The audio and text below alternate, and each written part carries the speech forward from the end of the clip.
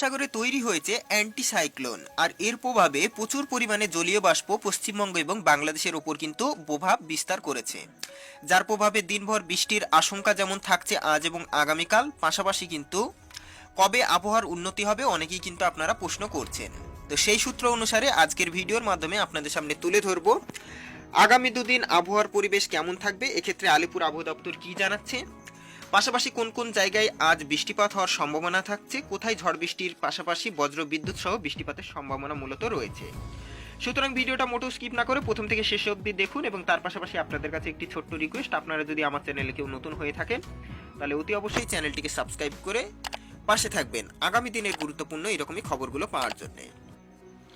তো সর্বপ্রথম আমরা দেখে নেব পশ্চিমবঙ্গের ক্ষেত্রে কোথায় কোথায় আজ বৃষ্টিপাত হওয়ার সম্ভাবনা থাকছে, এবং সর্বশেষে আপনাদের জানিয়ে দেবো আবহাওয়ার উন্নতি কবে হচ্ছে। তো সর্বপ্রথম আমরা দেখব যে কোথায় কোথায় এই মুহূর্তে মেঘের আনাগোনা রয়েছে বা মেঘ জমে আছে। তাহলে সেক্ষেত্রে আমরা স্পষ্ট হয়ে যাব যে কোথায় কোথায় আগামী দিনে বৃষ্টিপাত হওয়ার সম্ভাবনা রয়েছে। তো পশ্চিমবঙ্গের ক্ষেত্রে যদি আমরা মেঘ দেখে থাকি এখন, তাহলে সেক্ষেত্রে দেখা যাচ্ছে উত্তরবঙ্গে কিন্তু বৃষ্টিপাত হবে, এবং উত্তরবঙ্গের যে জেলাগুলো রয়েছে সেটা হচ্ছে কোচবিহার, আলিপুরদুয়ার, জলপাইগুড়ি, উত্তর দিনাজপুর, দক্ষিণ দিনাজপুর, মালদা, এই কয়েকটি জেলাতে কিন্তু বৃষ্টিপাত হওয়ার সম্ভাবনা থাকছে। দক্ষিণবঙ্গের জেলাগুলি যদি আমরা দেখে থাকি তাহলে সেভাবে কিন্তু হালকা মেঘের আনাগোনাই মূলত থাকছে। পাশাপাশি যদি আমরা বাংলাদেশের ক্ষেত্রে দেখে থাকি তাহলে বাংলাদেশের উত্তর বিভাগে যে সমস্ত জেলাগুলো রয়েছে সেখানে হালকা মেঘের আনাগোনা রয়েছে, যেমন রংপুর, রাজশাহীতেও কিন্তু যথেষ্ট বৃষ্টিপাত হবে আজকে। পাশাপাশি সিলেটে, তারপর বান্দরবন, কক্সবাজার, এই সমস্ত জেলাগুলোতে কিন্তু মেঘের আনাগোনা আমরা দেখতেই পাচ্ছি, এবং এখানে কিন্তু বৃষ্টিপাত হওয়ার সম্ভাবনা যথেষ্ট লক্ষ্য করা যাচ্ছে। পাশাপাশি টেম্পারেচার কিরকম থাকতে পারে, অর্থাৎ আগের তুলনায় টেম্পারেচার কিন্তু সেরকম বাড়বে না, অর্থাৎ কমবে 2 থেকে 3 ডিগ্রি সেলসিয়াস। শীতের একটা হালকা অনুভূতি কিন্তু হতেই পারে। পাশাপাশি আমরা দেখে নেব কোথায় কোথায় বজ্র বিদ্যুৎ সহ বৃষ্টিপাত হওয়ার সম্ভাবনা রয়েছে।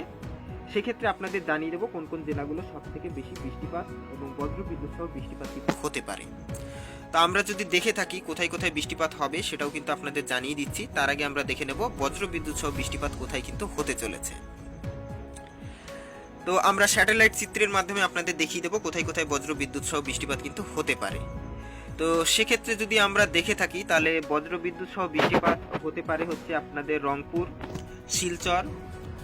পশ্চিমবঙ্গের ক্ষেত্রে যদি আমরা দেখে থাকি তাহলে পশ্চিমবঙ্গের দক্ষিণবঙ্গের কয়েকটি জেলাতে হতে পারে, যেমন উত্তর 24 পরগনা, দক্ষিণ 24 পরগনা, হাওড়া, হুগলি, পূর্ব মেদিনীপুর, পশ্চিম মেদিনীপুর।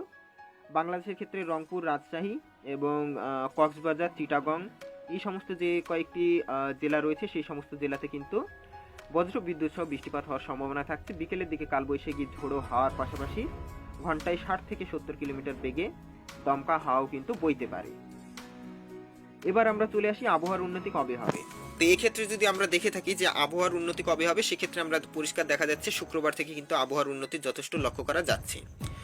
শুক্রবার থেকে বৃষ্টিপাত কমবে, অর্থাৎ বিকেলের পর বৃষ্টিপাত একদম থাকবেই না, এমনটাই কিন্তু আলিপুর আবহাওয়া দপ্তরের তরফ থেকে মনে করা হচ্ছে। তবে আগামী দিনে যখন কোনো নতুন গুরুত্বপূর্ণ আবহাওয়ার আপডেট উঠে আসবে অতি অবশ্যই সর্বপ্রথম চেষ্টা করব আপনাদের সামনে তুলে ধরার। এক্ষেত্রে আপনাদের বলে রাখি এই মুহূর্তে কিন্তু তাপমাত্রা যদি আমরা দেখে থাকি তাহলে আগের তুলনায় অনেকটাই কম তাপমাত্রা কিন্তু রয়েছে। তবে বৃষ্টিপাত কমলে ধীরে ধীরে তাপমাত্রা কিন্তু আগের থেকে 2 থেকে 3 ডিগ্রি তাপমাত্রা বাড়তে পারে। আগামী দিনে গুরুত্বপূর্ণ আবহাওয়ার আপডেট যখনই উঠে আসবে তখনই আমি চেষ্টা করব সর্বপ্রথম আপনাদের সামনে তুলে ধরার। আপনারা কোন জেলা থেকে দেখছেন অতি অবশ্যই কমেন্ট বক্সে লিখে জানাবেন। পরবর্তী ক্ষেত্রে যখনই নতুন কোনো আপডেট আপনাদের জেলা সংক্রান্ত উঠে আসবে সর্বপ্রথম তুলে ধরার চেষ্টা করব। ভিডিওটিকে শেষ পর্যন্ত দেখার জন্য আপনাদেরকে অসংখ্য ধন্যবাদ।